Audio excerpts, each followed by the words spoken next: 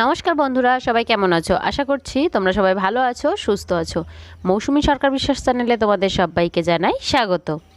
কোনো বাটাবাটি বা গ্যাস জ্বালানোর ঝামেলা ছাড়াই কিভাবে তোমরা পারফেক্ট দই বড়া বানাতে পারবে সেই রেসিপিটাই আজ আমি তোমাদের সাথে শেয়ার করব। একদম কম খরচে আর কম উপকরণ দিয়ে একদম সহজে পারফেক্ট দই বড়া মাত্র 5 থেকে 10 মিনিটের মধ্যে কিভাবে বানাতে পারবে সেই রেসিপিটাই আজ আমি তোমাদের জন্য নিয়ে এসেছি। তার জন্য আমি নিয়ে নিয়েছি একটা বাটির মধ্যে ছোট 1 বাটি পরিমাণে টক দই, তার মধ্যে দিয়েছি 1 চামচ আর একটু বেশি চিনি, আর দিয়ে দিচ্ছি একদম হাফ চিমটি পরিমাণে কালো লবণ বা বিট লবণ, আর দিয়ে দিয়েছি ভাজা জিরের গুঁড়ো একদম 1 চিমটি পরিমাণে, হাফ চামচ দিইনি, 1 চিমটি পরিমাণে, আর 1 চিমটি পরিমাণে দিয়েছি চাট মশলা। এবার সব কিছুকে একসাথে টক দইয়ের সাথে খুব ভালোভাবে মিশিয়ে আমি একটা সাইডে রেখে দিচ্ছি। রেসিপিটা বানানোর জন্য রেসিপির মূল উপকরণ আমাদের লাগবে রুটি, আর রুটির সাইডের অংশগুলো আমি কেটে নিয়েছি। এবার আমি একটা বাটির মধ্যে একটু জল নিয়ে নিয়েছি, আর এই জলের মধ্যে রুটিটাকে হালকা একটু চুবিয়ে নেব। রুটিটা চুবিয়েই কিন্তু সাথে সাথে তুলে নিতে হবে, আর 2 হাত দিয়ে এইভাবে খুব ভালোভাবে চেপে রুটির মধ্যে থেকে জলটা বার করে দিতে হবে। আর এখানে তোমরা অবশ্যই স্লাইস পাউরুটিটা ব্যবহার করার চেষ্টা করবে। যে কোনো মুদির দোকানে কিন্তু তোমরা খুব সহজেই রুটি পেয়ে যাবে।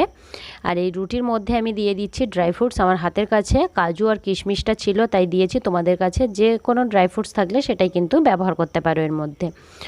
এবার আমি এই রুটিটা চারি সাইড দিয়ে খুব ভালোভাবে একটু মুড়ে নিয়েছি, আর রুটিটাকে এইভাবে গোল গোল করে বানিয়ে নিচ্ছি। এই একটা জিনিস খেয়াল রাখতে হবে যেন রুটিটা ভেঙে না যায় কোনো সাইড দিয়ে, বা ড্রাই ফ্রুটসগুলো বেরিয়ে না যায়। এবার আমি একটা প্লেটের মধ্যে এই রুটিটাকে তুলে নিয়েছি, আর যে ফেটানো টক দইটা ছিল সেই মিশ্রণটা আমি এই রুটির উপরে দিয়ে দিচ্ছি। টক দইটা দেওয়ার পর আমি এর মধ্যে দিয়ে দিচ্ছি তেঁতুলের চাটনি বা তেঁতুলের আচার যেটা বলা হয়, বা তেঁতুলের সস। এই তেঁতুলের মিষ্টি আচার বা সসটা দিলে তারপর কিন্তু এটা দেখতে যতটা সুন্দর লাগে খেতেও ততটাই ভালো লাগে।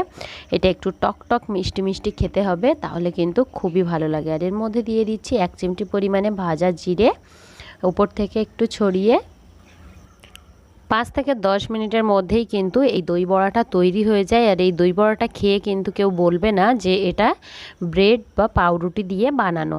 তোমরা বাড়িতে এইভাবে অবশ্যই ট্রাই করো, আর আমাকে কমেন্ট করে জানাতে ভুলো না বাড়িতে কে কে এই রেসিপিটা এইভাবে ট্রাই করেছো, রেসিপিটা তোমাদের কেমন লেগেছে।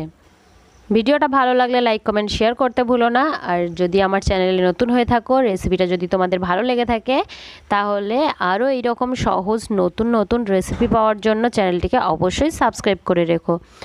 পাশে থাকা বেল আইকনটি অন করে অল নোটিফিকেশান অন করে রেখো। সবাই খুব ভালো থেকো, সুস্থ থেকো।